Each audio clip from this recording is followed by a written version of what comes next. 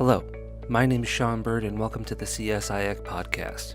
Today, Michael Van Steenberg and I will be talking to you about mobile security, including physical threats, protecting your data, how to recognize fake applications, mobile scams, and other various malicious attacks that you may be faced with in the everyday world. Please remember that if you would like to discuss this podcast or give us some feedback, as well as read the article that Michael and I wrote to accompany this video, please visit www.csiac.org/podcast/mobile security. This podcast is recorded in two different sections. If you would like to listen to the second section, please stay tuned to the CSIAC.org website for further information.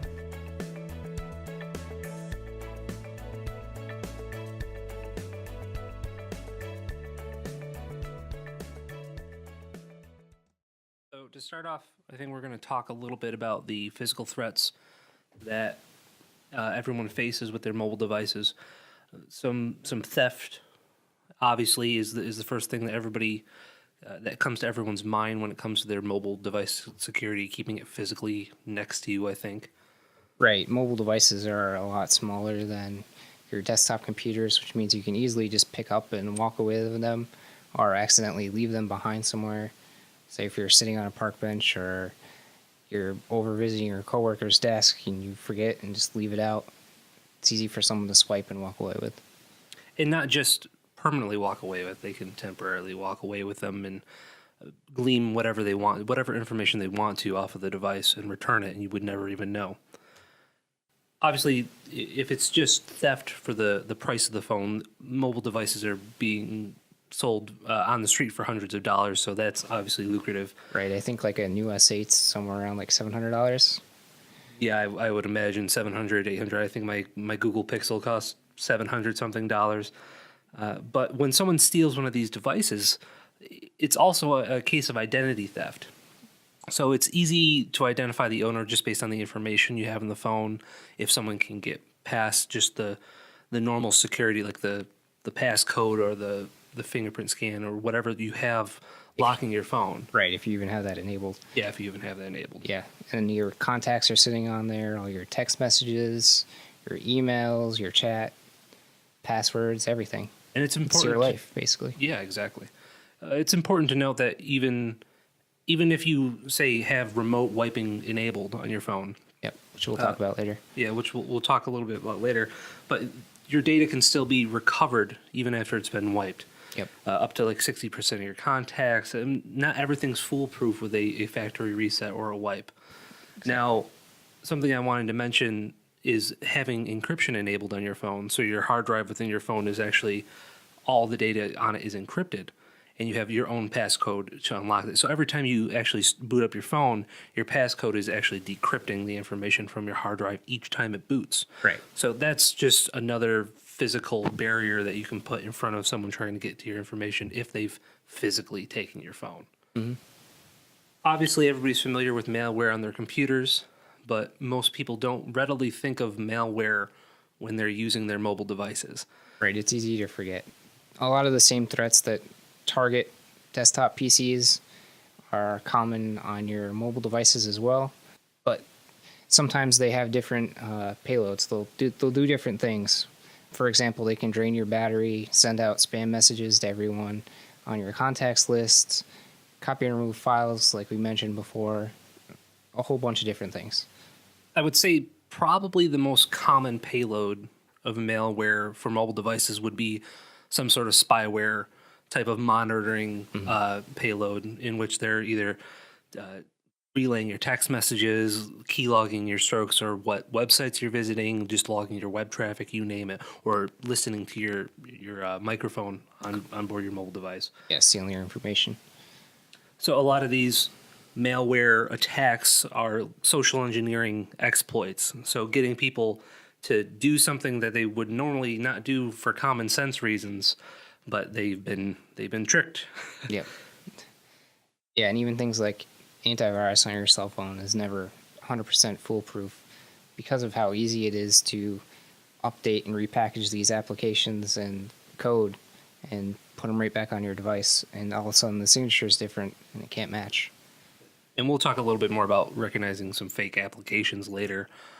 And a lot of these applications will end up gaining privileges that they shouldn't normally have, that even you as a mobile device user wouldn't normally give an application knowingly, but you've been spoofed, or you've been tricked into giving these applications these escalated privileges so that they gain this sort of access to your device. Mike, you wanted to mention the Marcher exploit, right?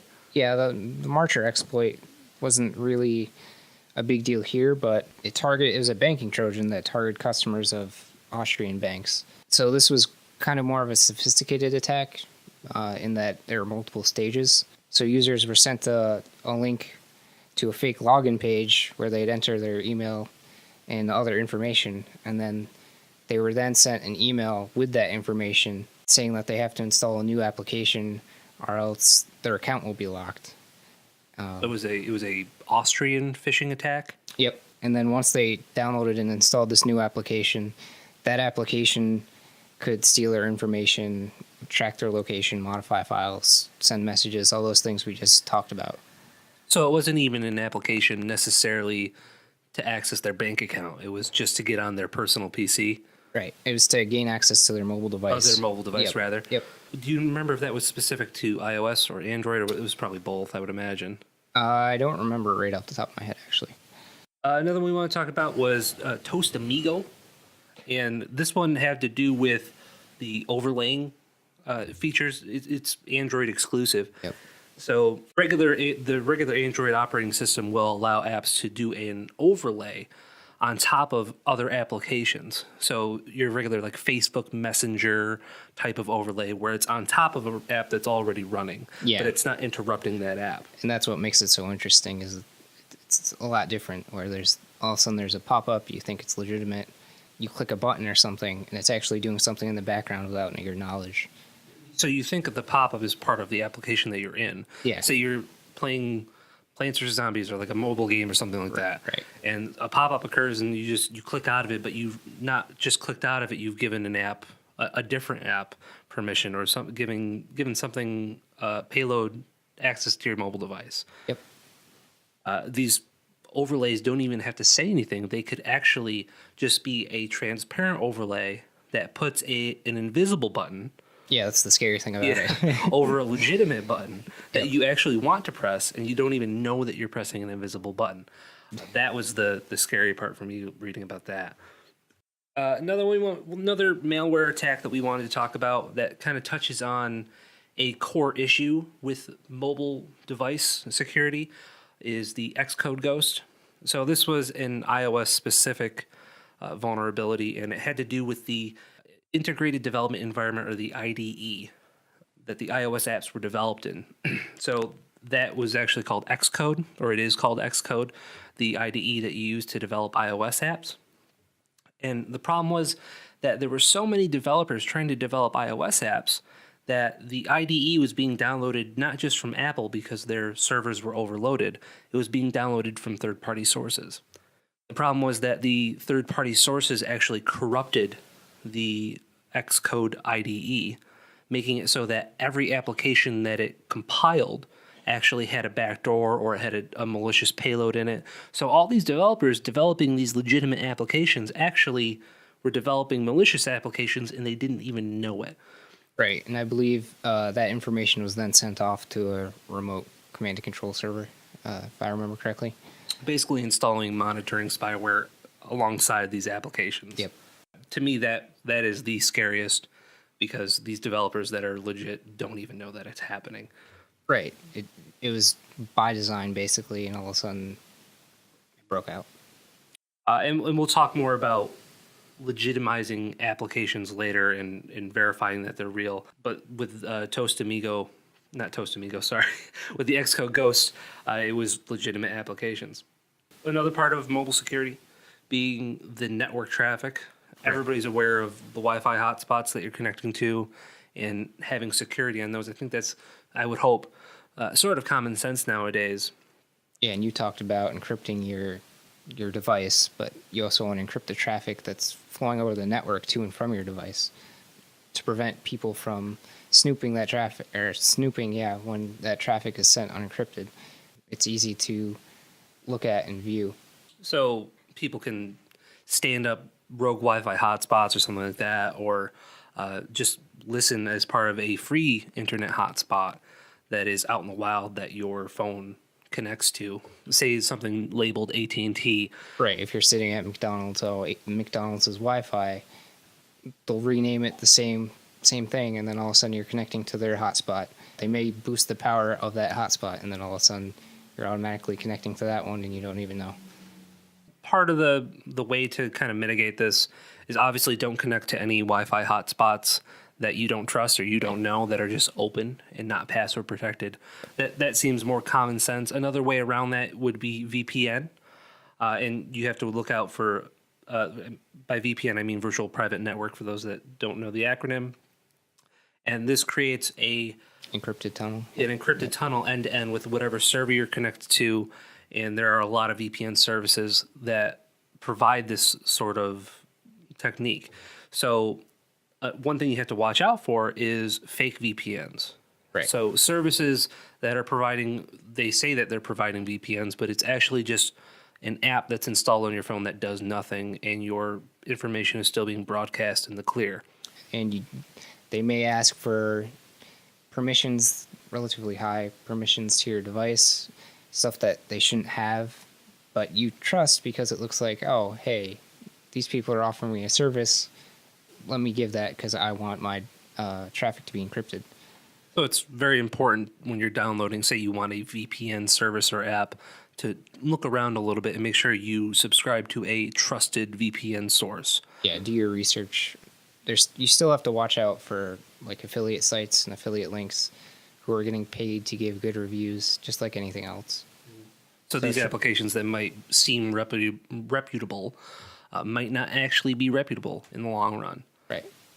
I know this is such an important topic that Google has even baked this into the newer versions of Android, to where when you connect to a public Wi-Fi hotspot, it will automatically connect you to Google's VPN service, and your traffic will automatically be encrypted. So any public Wi-Fi, you're going to be on a connected VPN, and your traffic is going to be protected. Yeah, I think it's Wi-Fi Assistant, Google Yes. Wi-Fi Assistant. Yeah, Google Wi-Fi Assistant. I think it should probably be incorporated into PCs as well, for your laptops. I guess they count as mobile devices, right? But I mean, we're mainly talking about your phones and your tablets here. Yeah. So along the lines of virtual private networks, they're harder to monitor, obviously, because your traffic is encrypted. So like we were mentioning before, these fake VPNs, 18% of the mobile VPNs were still unencrypted, meaning 18% of the VPN applications that you would download were just false. Right. And they're actually doing the opposite and tracking your traffic and sending it out to people that would want it. Yeah, through third-party libraries and stuff like that. Yep. So, Mike, do you want to go over the crack vulnerability just a little bit?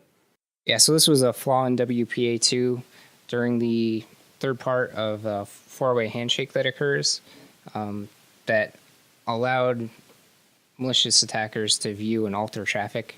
So just like think of it almost like the unencrypted Wi-Fi traffic. It allows them to do a lot of the same stuff. The only nice thing is your traffic will still be encrypted with SSL. SSL will protect it. So like in your web browsers, when you go to visit a website, you usually see the little lock symbol up at the top right. That means it's protected by SSL? Yep. You can also install stuff like that forces encryption. There's numerous add-ons that you can get that'll do that. Right now, it's not too much of a concern because a lot of devices have already been patched to handle this flaw. But as of right now, as of this recording, Google Pixel and Nexus phones still haven't gotten the patch. So a lot of these mobile devices, for their patches and security patches, it really depends on not just the operating system developer, but also the manufacturer of your phone. Right. And how fast that phone provider, or even your mobile device, your mobile network service provider, is at patching these things or delivering these patches. Yeah, for your specific phone model. Yep.